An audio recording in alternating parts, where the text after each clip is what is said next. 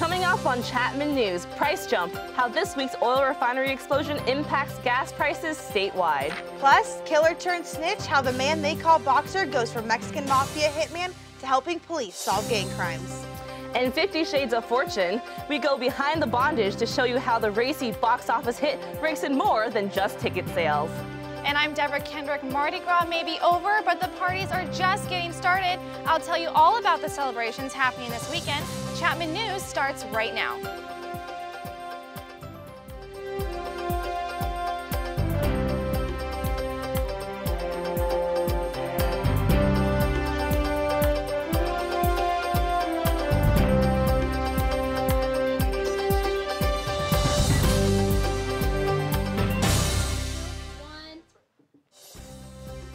Good afternoon and welcome to Chapman News. I'm Vivian Vu. And I'm Brooke Casey. Busy week to catch you up on. We start off in Torrance. Drivers in Southern California will pay more at the pump this weekend, stemming from an oil refinery explosion that left 4 workers injured. The impact on residents across the state hit more than just in the tank. Gas prices increasing after an explosion hits the ExxonMobil refinery in Torrance Wednesday morning, leaving students wondering what their day would look like. For most people, the first reaction and me was like, are we gonna stay here all day? Are we gonna even be here at nighttime? Are we gonna get out to PE? Are we gonna go home? Wednesday's worry, safety. Today's, gas prices. Gas prices have gone up once again, as you can see behind me, but some California drivers haven't even noticed. Have they? Yeah. Okay, well there we go. Now I know. But no, I had no clue. I thought they were lower than normal, actually. Others aren't surprised at all. You know, I think everybody been used to going at paying for $2.50 or less than $3, but you know, it's eventually going to come up, especially as the economy gets better. Demand is going to get bigger, and therefore you're going to expect to see higher prices. And for some, this price jump affects more than just their daily commute. Because this affecting to my family, because the prices on the food and everything is increasing. And I can support my family like before. And the cause of the explosion is still under investigation. New reports say the refinery may have been down with problems before the blast. The search is over for 18-year-old Anthony Parnell. The Las Vegas native was swept away at Thousand Steps Beach on February 8th. His body washed up about half a mile south from where he went missing Wednesday, and authorities identified his body yesterday morning. His family has said that they will remember him as a good kid who played football for his high school and recently signed up to join the Army. A student at Kennedy High School in Granada Hills died after being hit by a car while riding his bike. 17-year-old Philo Ragney turned his bike into the path of an oncoming Los Angeles Department of Water and Power truck. It was around 3:15 on Wednesday when the accident occurred on San Fernando Mission Boulevard, right next to Kennedy High School. Rodney was not wearing a helmet at the time of the accident and was pronounced dead on the scene. The LADWP released a statement expressing their sadness and sympathy with the family of the teenager. The driver of the vehicle that hit Rodney was fully cooperative with the police after the accident. It's been a 50 Shades craze as BDSM-based books come to life. And now the freaky phenomenon gives fans the option of living out their grayest fantasies. Sydney Connor has the juicy details. 50 Shades of Grey might have broken box office records last weekend, but local businesses hoping to bank off the brand have yet to find the same success. It's only been a few days so far, but I haven't noticed as much of an increase as we did when the books were released. But the products are not just restricted to adult stores, as the pleasure line goes mainstream at chains like Target, creating controversy nationwide. They're almost like popularizing it and making it like almost like pop culture, which is like, in my opinion, it's like inappropriate, especially because like Target is such like a family-friendly store. Shireen feels no competition, believing customers rather buy such products from educated associates. My customer isn't going to go to Target for that product. There's not a salesperson in Target that can help them.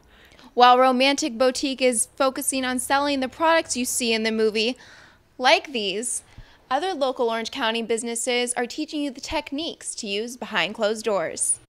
A Touch of Romance is hosting the Girls' Night Out, where you can come in and learn 50 Shades ways. We have all of the products that were in the movie, plus more, and you know, and things that you can use in real life, so you don't have to have your own red room. The endless options in Orange County leave it up to you to decide which shade you want to be. I'm Sydney Connor, Chapman News. In preparation for the next two films, Loft plans to reread the trilogy to anticipate top-selling products.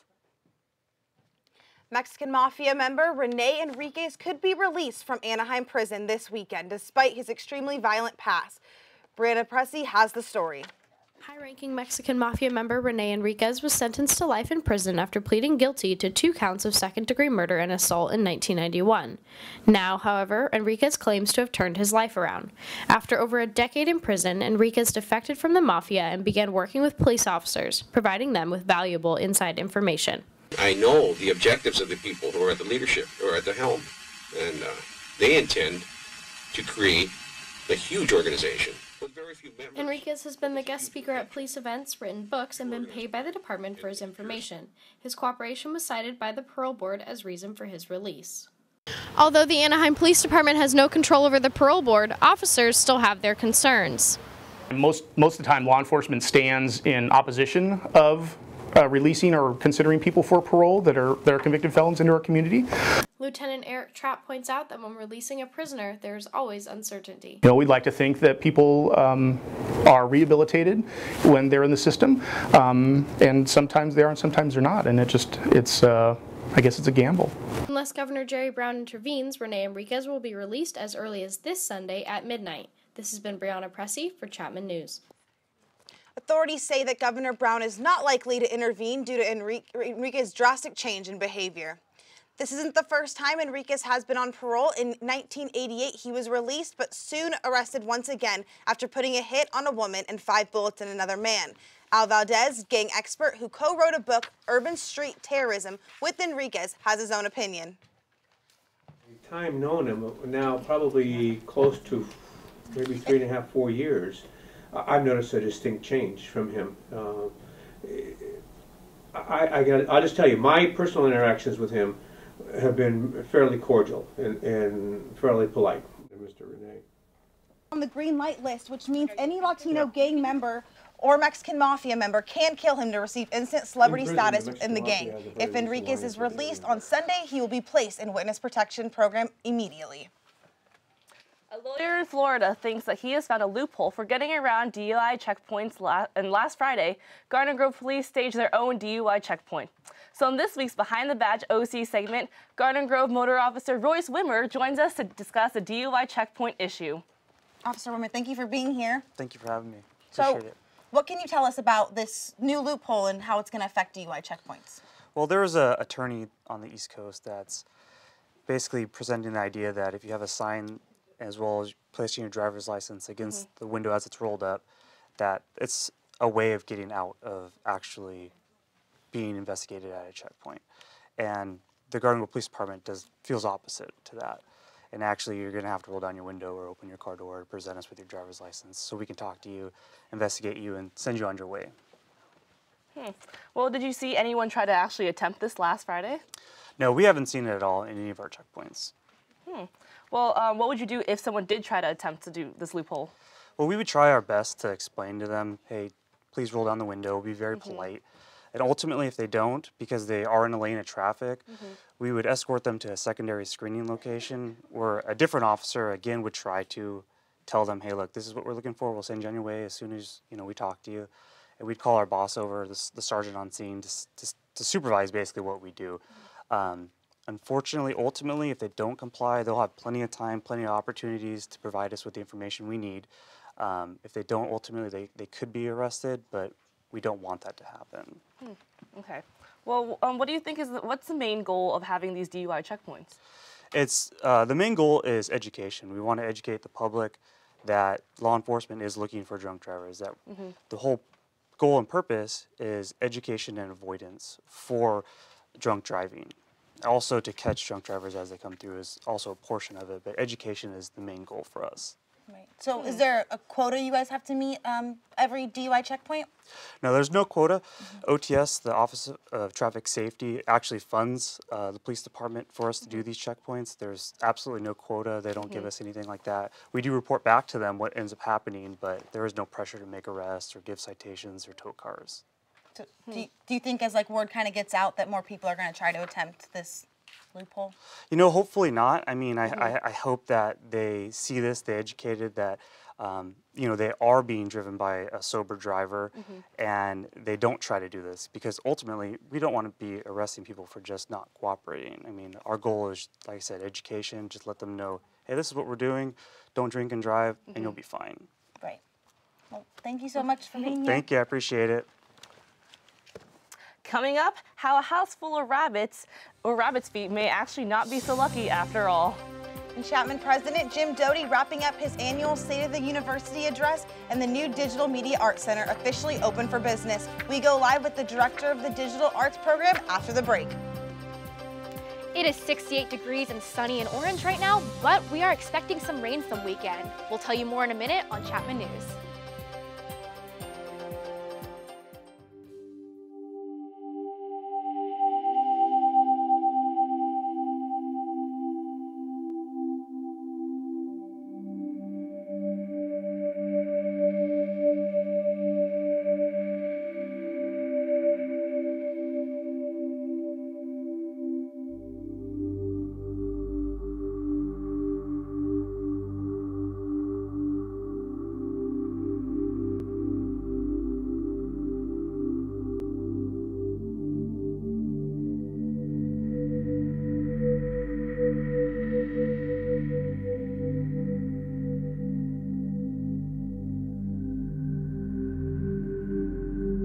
Don't stand by, stand up.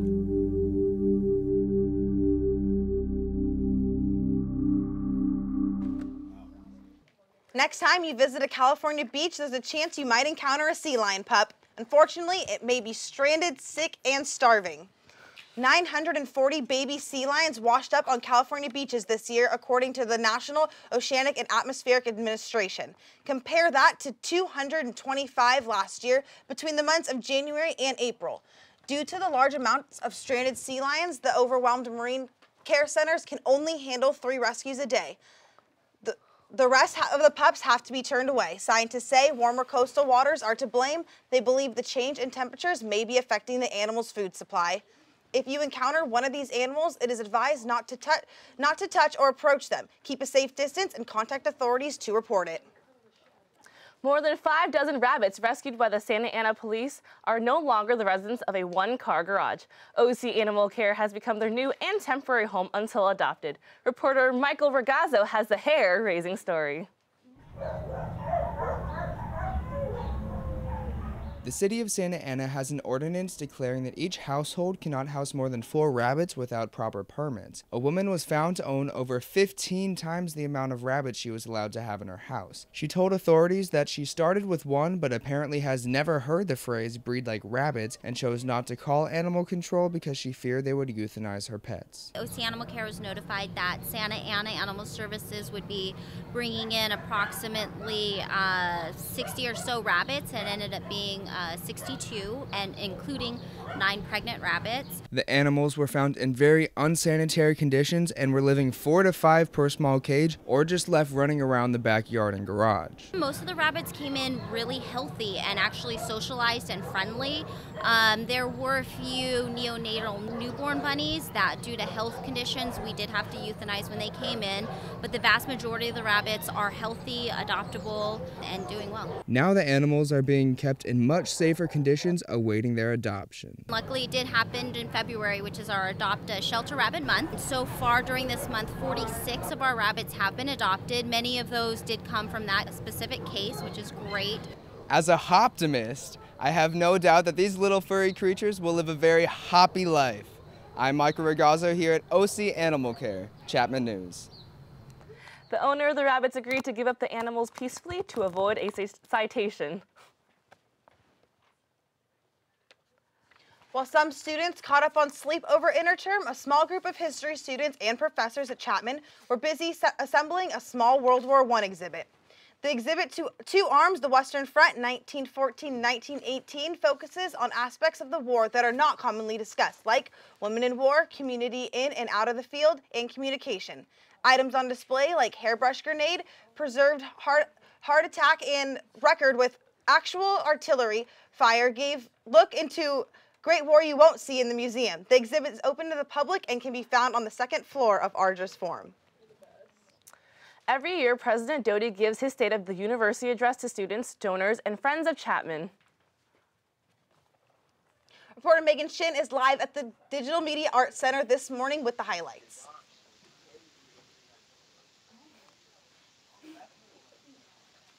Just an hour ago, President Doty gave his annual State of the University address, where he spoke of significant accomplishments, including the Digital Media Arts Center right here behind me, and other future initiatives that are going to shape Chapman. President Doty says Chapman is still on the move. At the State of the University, he shared many of Chapman's accomplishments and future plans. The rest of his 5-year plan continues a focus on science. He talked about the new Rinker Health Science Campus in Irvine, which is going to research into launching a new medical school. Chapman also expects a great deal of success from our School of Pharmacy, which just received its pre-accreditation. Chapman rose in its national rank in the 2015 edition of the Best Colleges and Regional Universities, according to U.S. News Rankings. Chapman has seen a year full of success. Our economic forecast accuracy beat out all other universities. We saw a good year in Chapman athletics, and Musco Center for the Arts will have its grand opening March 2016. Multiple achievements from faculty, students, and alum were also recognized for making Panthers proud, and Chapman's future is looking bright.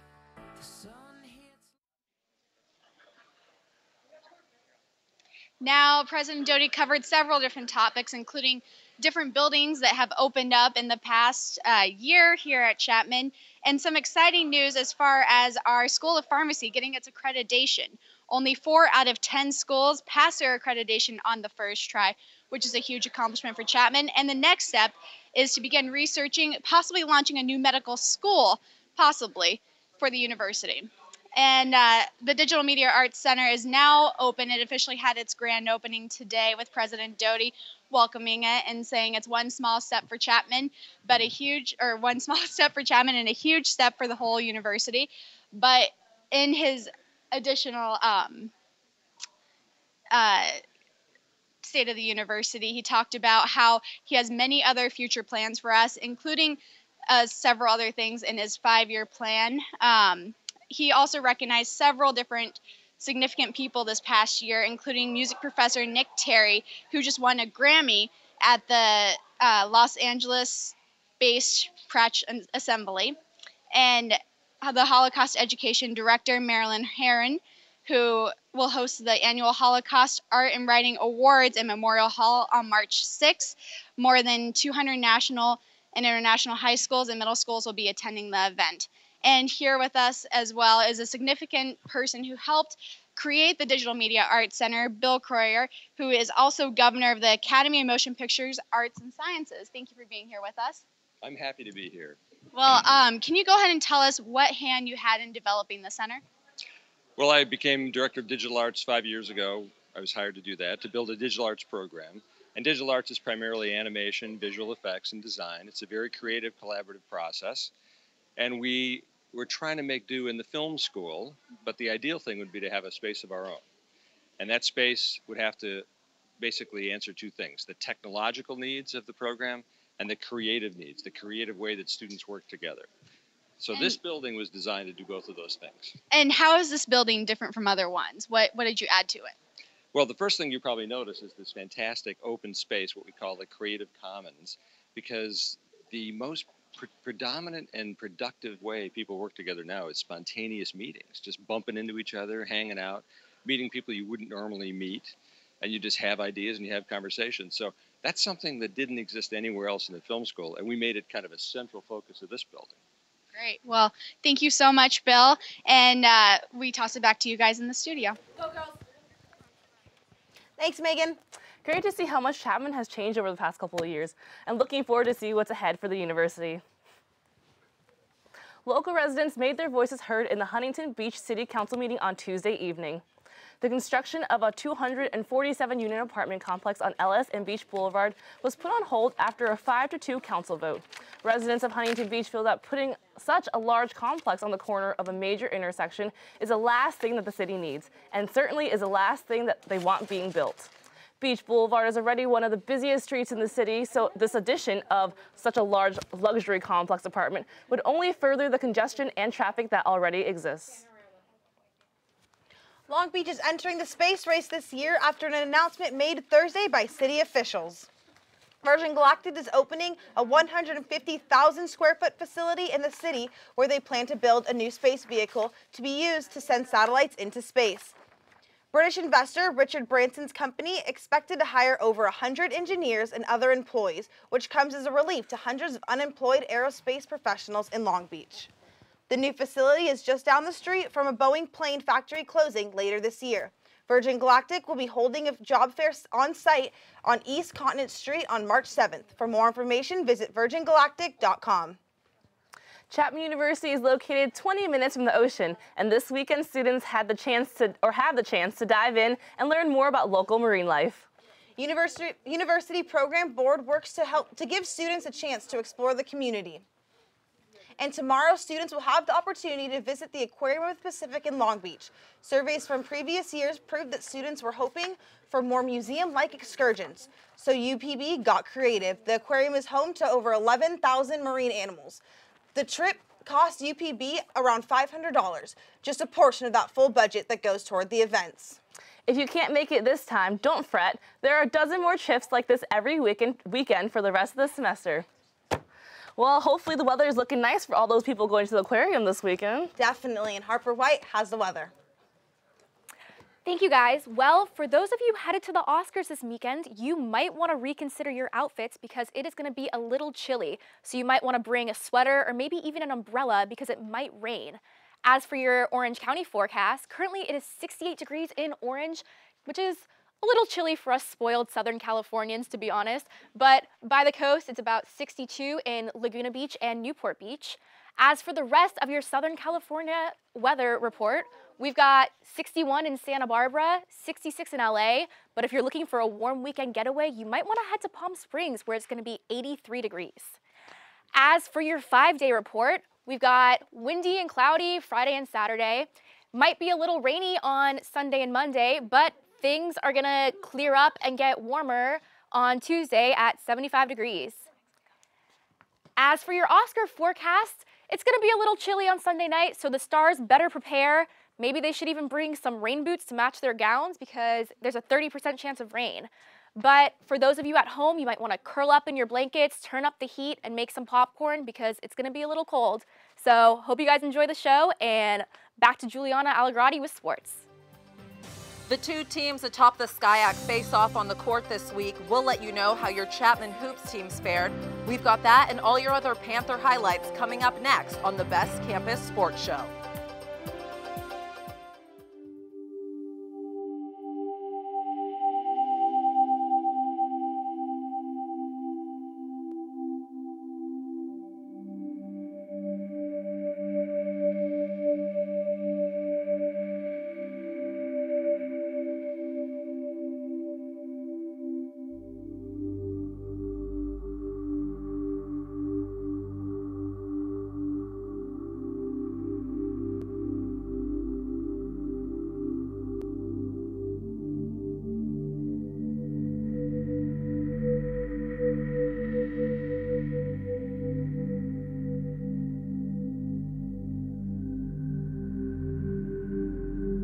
Don't stand by, stand up.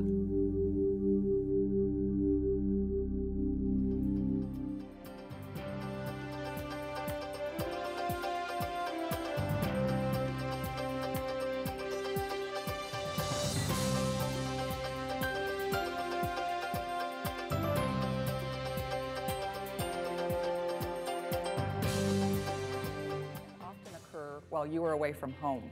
Be ready for emergencies by registering your alternate phone numbers, cell phones, and email addresses at alertoc.com. You will receive alerts when an emergency occurs near your workplace or neighborhood.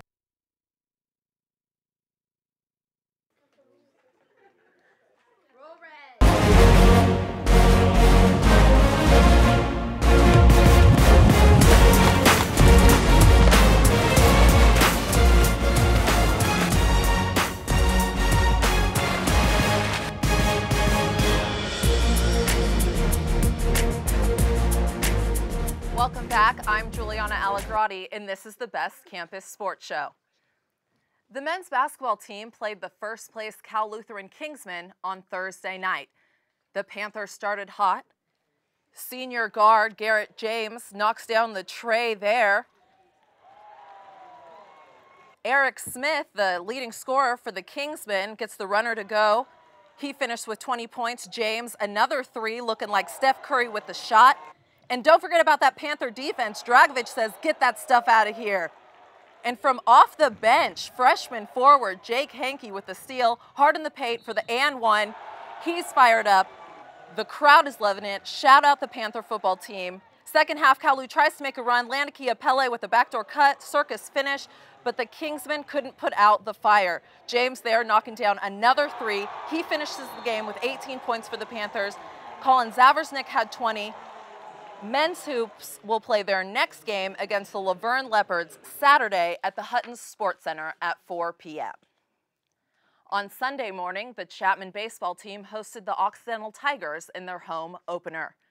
Junior Matt Smith started on the bump for the Panthers, but Oxy was able to get on the board first with a bunt from left fielder Scott Erickson scoring DH Brady Fuller. But as the game wore on, Scott Smith got into a rhythm, striking out 8 in 7 innings, giving up just 1 earned run. Smith is now 2-0 on the season with a .69 ERA.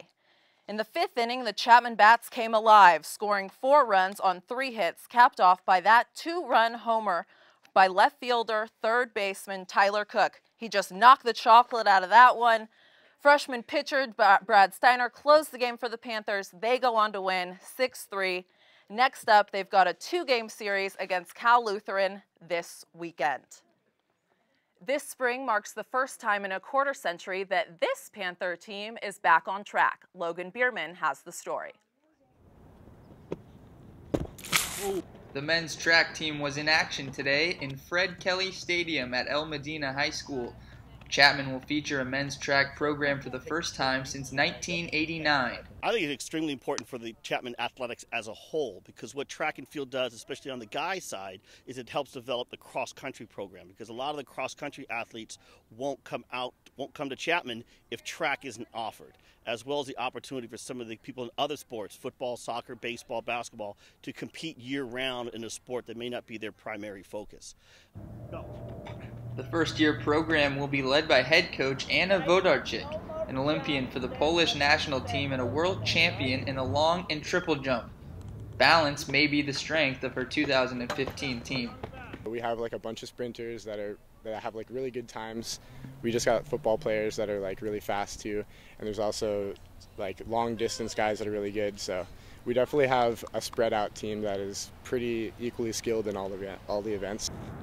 Due to Wilson Field not having a regulation-sized track, Chapman continues their preparation for the SCIAC season at El Medina High School. The Chapman men's track and field team currently features 14 members on its roster, and they will take what they learned here today at practice to the track on Saturday morning at Pomona Pitzer for their first SCIAC meet.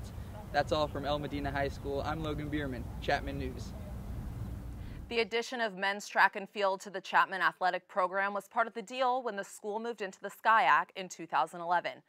The San Diego Chargers and Oakland Raiders met this morning to announce that they are working on a joint plan to build an NFL stadium in Carson worth over $1.7 billion. Both teams are still working on stadium plans that would keep them in San Diego and Oakland, but are pursuing the LA stadium as an alternative if agreements aren't reached. Mark Bedane, the CEO and president of the Raiders, spoke with me tonight and reiterated the Raiders' first priority is to stay in Oakland. Now, obviously, they have to explore other options. They have done that before. I'm sure they will do it again. But I am keeping focused on keeping my sports teams in Oakland, as well as being mindful of the public dollar. Now here's a brief history lesson. Qualcomm Stadium, home of the Chargers, was built in the 1960s, but hasn't had any renovations in 30 years. Meanwhile, up in Oakland, the Raiders are the last remaining NFL team to share their field with the Major League Baseball team. Perhaps more than anything, this alliance between the Chargers and Raiders was forged with the pressure on the cities of San Diego and Oakland to find a solution to their stadium's problems. and to keep their loyal fans, who, by the way, haven't experienced a Super Bowl victory since 1976, happy. We'll be right back.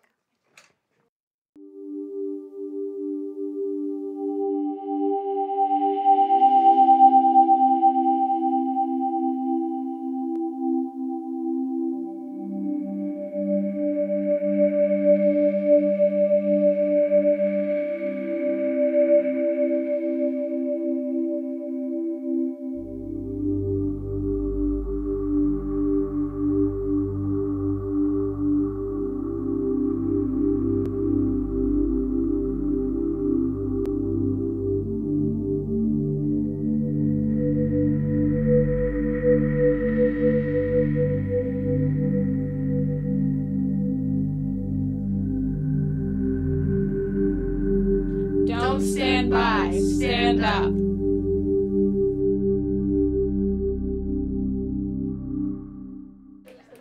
Yep. So, Brooke, are you ready for the Oscars this weekend? Not ready. I have a lot of movie watching to do this weekend, but I'm excited. Well, our entertainment reporter, Deborah, can fill us in. Deborah? Thanks, Brooke and Vivian. With just days to go until the Academy hands out its statuettes at the 2015 Oscars, 8 stellar films are all hoping to take home the big win. Everyone from the LA Times to the Boston Globe have their prediction on who's going to win in every category, and some people even have their predictions down to a mathematical equation. So I decided to see how much students at Chapman know about the Oscars and who they think will take the win on Hollywood's biggest night. When is the Oscars? Wait. When is the Oscars? Wait. They haven't happened, right? February 22nd. Who's hosting the Oscars this year? No idea. No clue. Nothing. Really, I don't watch the Oscars. That gay guy. Neil Patrick Harris? Who's going to win for the Best Picture? I have no clue. Do you even know what movie they're nominated? No, I do not. I'm assuming American Snipers. Don't even know who's being nominated. It's a SpongeBob movie. I think that has a chance. You know. Who do you think's going to be the best dressed at the Oscars? Probably Giselle. I mean, it's Blake Lively, so obviously Blake Lively. That's because I love her. Zoe Deschanel, because she's my homie. Shout out. Who think's going to win the Oscar? Very promising. Well, we definitely did worse than I thought we would. Now, if you weren't able to see all the motion picture nominees, the AMC Theater in Orange is showing all 8 films in 24 hours for $65 a person, starting on 10 a.m. Saturday till 5:30 a.m. on Sunday. So maybe I'll see you there. Now onto our stars, our very own stars at Chapman. Students from Chapman's theater department are preparing to showcase the great Shakespearean classic of Hamlet. The student crew has produced everything from costumes to set construction and lighting. And the most impressive part is the group has only rehearsed for 6 weeks, which is a short span of time for such an iconic play. The play will run this weekend and next with a matinee on March 1st. Midwinter each year comes the festive and colorful season of Mardi Gras. New Orleans is home to one of the biggest Mardi Gras celebrations in the United States. But it's not the only city that is hosting their own celebration. Chapman is ready to bust out the beads tonight in the Student Union with a live DJ, jazz band, and free food. Did I mention free food? And Mardi Gras giveaways, of course. So don't forget to grab those Mardi Gras beads and get ready for some fun. Now, Vivian and Brooke, I definitely think I have your weekend planned for you both. Tonight you can go to the Mardi Gras party, tomorrow you can go to the Hamlet play, and Sundays, the Oscars. How does that sound? Sounds good to me. I'm definitely excited for free food and the Oscars. Come on, who's excited? Who's not excited, actually? Disneyland may be facing more changes within the next few years as they have decided to add Star Wars attractions to their parks. This $4 billion franchise deal made back in 2012 means Disney will update their theme parks with new Star Wars attractions. Imagineers just don't know where to put them. They're looking into Toontown, where they can easily revamp their outdated rides, but face the problem of fireworks. Other options are Tomorrowland, where Star Wars has already made a presence, or in California Adventure Park, where they have more space to update and expand, just like how they did with Cars Land and Frozen Fun in recent years. Well, that's all we have for today. Log on to our website, chapmannews.tv, to see all of our episodes, Chapman Newsies bios, and top headlines. And make sure you also follow us on Facebook, facebook.com/Chapman News, Twitter and Instagram @Chapman News, and YouTube, youtube.com/Chapman News. Thank you for joining us. I'm Vivian Vu. And I'm Brooke Casey. Have a great Friday.